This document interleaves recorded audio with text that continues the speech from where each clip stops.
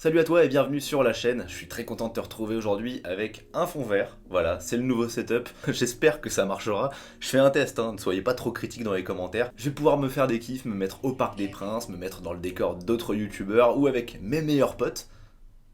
Non, plus sérieusement, je commençais à en avoir un petit peu marre de tourner dans mon salon avec des photos qui se décollent à moitié. Donc petit gain de renouveau qui j'espère vous plaira. En tout cas, moi je me sens super à l'aise dans ce nouveau décor, dans ce nouveau cadre plutôt.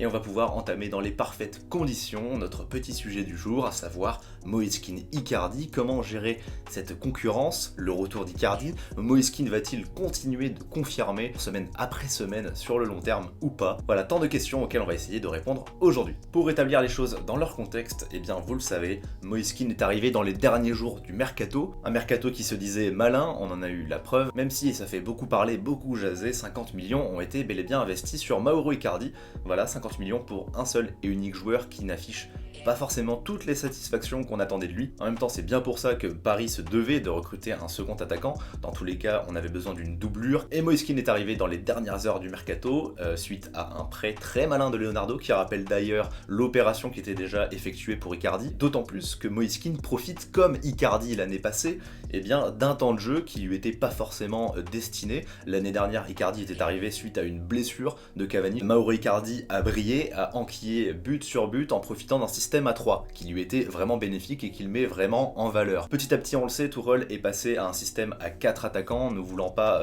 mettre sur le banc que ce soit Icardi, Di Maria, Neymar, Mbappé, ça en fait des stars. Et voilà, quand tu les alignes toutes, tu t'attends à un but de chaque joueur, sinon tu es un petit peu frustré, mais non, ça marche pas comme ça. Et c'est bien logique que tu aies un joueur au minimum qui en fasse les frais. Parfois c'est Di Maria qui est un petit peu moins mis en lumière, mais c'est totalement normal en fait. Je comprends pas qu'on puisse taper à ce point sur des joueurs dans ces conditions en fait. On attend beaucoup trop des attaquants parisiens alors que l'équipe n'est même pas structurée dans son ensemble. Tu n'as pas de beau jeu plus de 30 minutes dans cette équipe depuis des années, depuis Tuchel en soi, même si ça avait bien commencé avec un 4-2-3-1 qui était beaucoup plus structuré et homogène on va dire. Là évidemment ça fait plaisir d'avoir 4 attaquants, peu d'équipes peuvent se targuer d'avoir autant de qualité offensive, et je fais partie, bon je faisais partie on va dire, parce que là j'en ai ma claque de ce système à 4, mais en tout cas j'ai toujours dit qu'on pouvait aussi jouer comme ça, selon l'adversaire, ça je l'ai toujours dit. Après la question se pose, avec ces joueurs-là, Mbappé, Neymar, Di Maria, est-ce que tu as besoin d'un profil comme celui d'Icardi? Moi je pense que oui, dans le cadre d'une attaque à 3, parce que Paris a besoin, que ce soit avec Måneskin, comme on l'a vu récemment, ou Icardi, a besoin d'une fixation, a besoin de proposer un jeu sur les côtés, que ce soit de Di Maria, Neymar, Mbappé, ces joueurs-là, ils se marchent l'un sur l'autre, quand il n'y a pas de buteur, ils veulent tous assurer ce rôle de joueur qui va aller vers le but. Un exemple frappant, et c'est le cas de le dire, contre Manchester United, je repense à cette frappe de Neymar, il me semble, qui tire sur Mbappé, ou alors c'est l'inverse.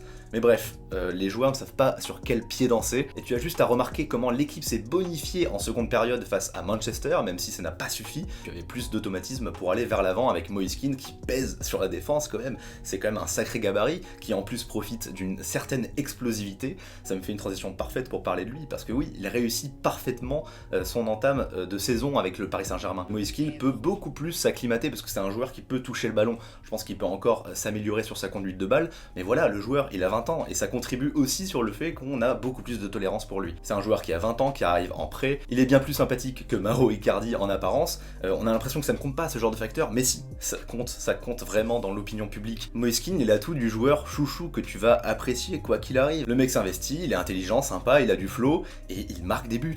Et voilà, tout simplement.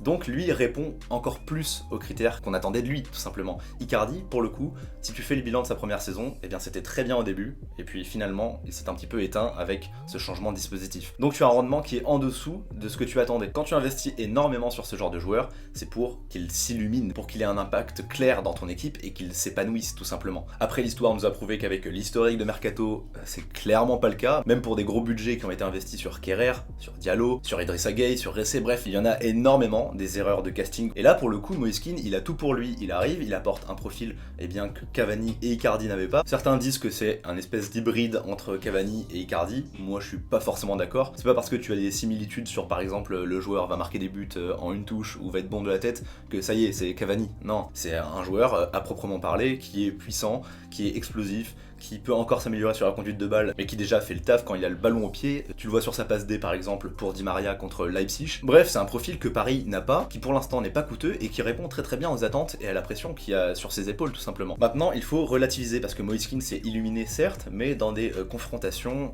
à moindre niveau quand même. Quand tu regardes en Ligue 1, les doublés qu'il tape, en face, t'as pas grand chose. Alors ok, il nous marque un doublé contre Başakşehir, j'arrive même pas à le prononcer, c'est terrible.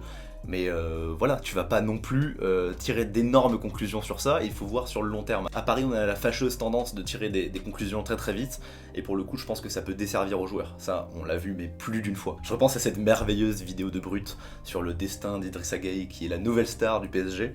Oui, bah, il finit pas un match hein, maintenant, que ce soit carton rouge, blessure. Bref, on va essayer de relativiser.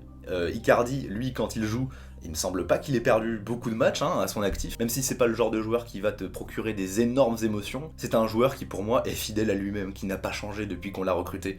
Et il faut regarder les matchs au bout d'un moment. Quand tu regardes les matchs de l'Inter, c'était pareil. C'est un joueur qui ne touche pas beaucoup de ballons, qui est super bien placé et qui va finir des actions. Je me souviens de Laurent Blanc qui parlait de Cavani lorsque ça n'allait pas du tout et qui disait Cavani est un excellent buteur. Il marche beaucoup à la confiance, certes, il va avoir des coups de moins bien, mais il marque et marquera toujours des buts. Et c'est pareil pour Icardi. Alors en l'occurrence, il est blessé depuis le début de saison. Moise Kean, clairement, a saisi sa chance, comme lui l'avait saisi l'année passée. Et là, si on doit faire un choix pour les prochains matchs, même si Icardi revient pour l'instant, tu ne peux pas mettre des bâtons dans les roues de la progression de Moise Kean. Ça ne serait pas logique et ça desservirait même la concurrence qui peut les bonifier. Si t'as pas de pression, si tu te dis pas, ce gamin-là, il peut me chipper ma place, et il va rester au barbecue, qu'est-ce que tu veux qu'il fasse? Cependant, il faut quand même garder en tête que Moise Kean, pour l'instant, c'est pas un joueur du PSG. Enfin, il est là quand même pour un an, mais l'été prochain, Everton, ils sont très bien. Il n'y a pas d'option d'achat, et c'est clair et net, Leonardo l'a confirmé, et donc Everton, là, ils ont pas besoin de lui dans l'immédiat. Ça a été même plutôt un flop l'année passée,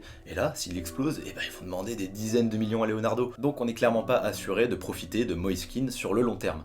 Dans ces conditions, Icardi, lui, est un joueur du Paris Saint-Germain, il ne faut pas pourrir notre investissement et il faut maintenir le joueur à flot tout simplement. Dans tous les cas, le calendrier est infernal, on a beaucoup de chance d'avoir deux joueurs de profils différents et qui sont tous les deux des très bons joueurs. Alors ok, si tu me poses la question, je vais te le dire, je préfère dans l'immédiat le profil de Moise Kean, qui est plus spectaculaire et qui pour l'instant a de très bons rendements. Comment je pourrais te dire, je préfère le Icardi des derniers mois qui s'acclimate moins que Moise Kean dans une attaque à 4, même si pour l'instant, Moise Kean on l'a beaucoup plus vu dans une attaque à 3, ce qui profitait déjà à Icardi. Mais encore une fois, il y a plein de facteurs à prendre en compte et il faudra suivre l'évolution aussi de Moise Kean, avec peut-être le retour de cette attaque à 4, comment va-t-il se comporter avec ses stars. On va suivre tout ça attentivement, mais une chose est sûre, Moise Kean a pris l'avantage pour l'instant dans cette concurrence avec Icardi. Voilà pour cette petite vidéo, j'espère que ça vous aura plu.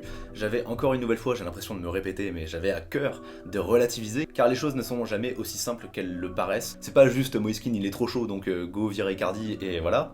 Non, il y a plus de relief, je ne sais pas si j'ai tout dit, je ne sais pas si j'ai tout bon. En tout cas, aiguillez-moi aussi dans les commentaires, hein, c'est fait pour ça. J'ai failli oublier, mais évidemment qu'on se retrouve sur Instagram, vous pouvez me parler en privé, retrouver mes petites analyses quotidiennes, je fais des débriefs de match. Bref, si t'es fan du PSG, tu n'as aucune excuse, et n'oublie pas de t'abonner à la chaîne aussi, ça fait super plaisir. Allez, on se retrouve très bientôt, c'était Bada, prenez soin de vous, et ciao tout le monde.